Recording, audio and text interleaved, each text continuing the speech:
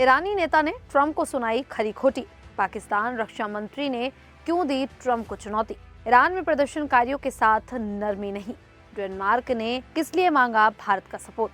मकर संक्रांति को लेकर बांग्लादेशी हिंदुओं को धमकी। नमस्कार, मेरा नाम है शालिनी और आप देख रहे हैं द न्यूज़ 15। स्वागत है आपका हमारे खास प्रोग्राम दुनिया के हालचाल में। चलिए नजर डालते हैं बड़ी खबरों पर विस्तार से।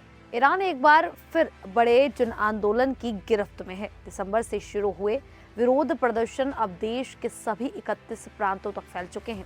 100 से ज्यादा शहरों में लोग सड़कों पर उतर आए हैं। इसका सबसे बड़ा कारण ईरान की खराब आर्थिक स्थिति है। ईरानी रियाल की कीमत लगातार गिर रही है, महंगाई बहुत बढ़ गई है और रोजमर्रा की जरूरी चीजें आम लोगों की पहुंच से बाहर हो गई है। इससे जनता का गुस्सा सरकार के खिलाफ फूट पड़ा है। प्रदर्शन के दौरान कई जगह सुप्रीम लीडर अली खामनेई के खिलाफ नारे लगाए जा रहे हैं। कुछ शहरों में ईरान के पूर्व शाही परिवार के सदस्य रेजा पहलवी के समर्थन में भी लोग नजर आए।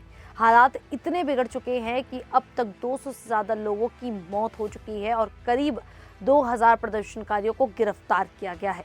सुरक्षा बलों की कार्रवाई पर अंतर्राष्ट्रीय स्तर पर सवाल उठ रहे हैं। इसी बीच अमेरिका के राष्ट्रपति डोनाल्ड ट्रंप लगातार ईरान पर बयान दे रहे हैं। उन्होंने चेतावनी दी है कि अगर हिंसा जारी रही तो अमेरिका हस्तक्षेप कर सकता है। इसी पर ईरानी नेता हसन रहीमपुर अजुघादी ने ट्रंप को धमकी दी, जिससे दोनों देशों के बीच तनाव और बढ़ गया। उन्होंने कहा कि जिस तरह से ट्रंप ने वेनेजुएला के मादुरो को यहाँ पर किडनैप किया है, ऐसे ही अब ईरान को भी ट्रंप को किडनैप कर लेना चाहिए। तो वहीं पाकिस्तान के रक्षा मंत्री ख्वाजा आसिम ने इजराइल के प्रधानमंत्री बेंजामिन नेतन्याहू को लेकर बेहद विवादित बयान दिया है। उन्होंने कहा कि पाकिस्तानी लोग नेतन्याहू को किडनैप करने की दुआ कर रहे हैं। ख्वाजा आसिफ ने यह भी कहा कि अगर अमेरिका सच में इंसानियत में विश्वास करता है तो उसे नेतन्याहू को उसी तरह किडनैप करना चाहिए जैसे वेनेजुएला के राष्ट्रपति निकोलस मादुरो के साथ किया गया था। उन्होंने ये तक कहा कि तुर्की भी नेतन्याहू को किडनैप कर सकता है। एक इंटरव्यू में ख्वाजा आसिफ ने नेतन्याहू को इंसानियत का सबसे बड़ा अपराधी बताया। उन्होंने दावा किया कि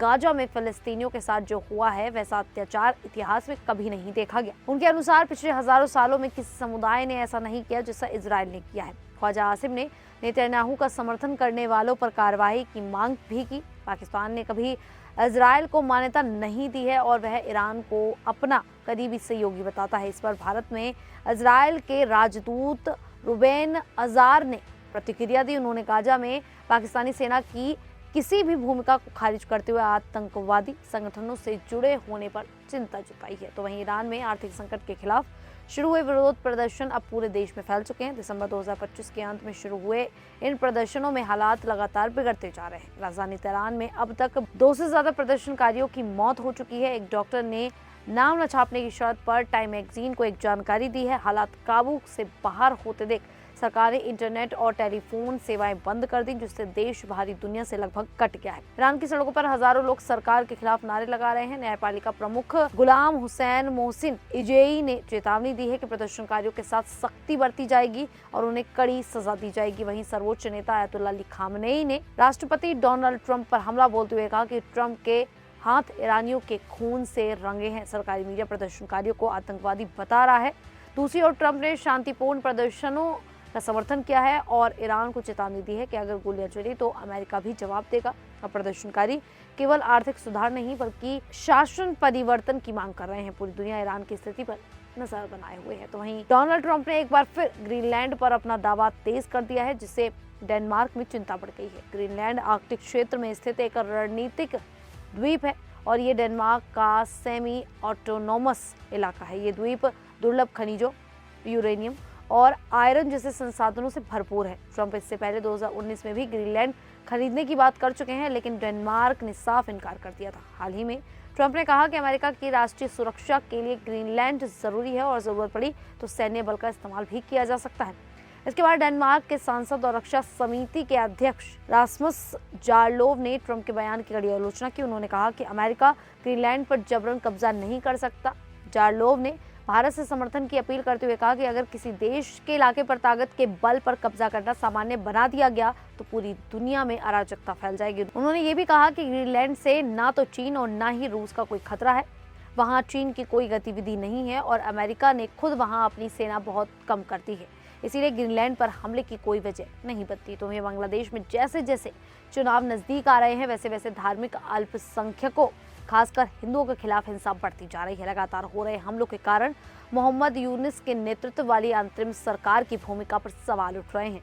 इसी बीच एक और गंभीर मामला सामने आया है। कट्टरपंथी संगठन जमाते इस्लामी ने हिंदुओं के प्रमुख त्योहार मकर संक्रांति, जिसे बांग्लादेश में संक्रेन कहा जाता है, उसको निशाना बनाया है। संगठन ने चेतावनी दी है कि संक्रेन के दौरान संगीत बजाने, पतंग उड़ाने या किसी भी तरह का सार्वजनिक उत्सव मनाने पर सख्त कार्रवाई होगी। इस धमकी के बाद हिंदू इलाकों में डर का माहौल है।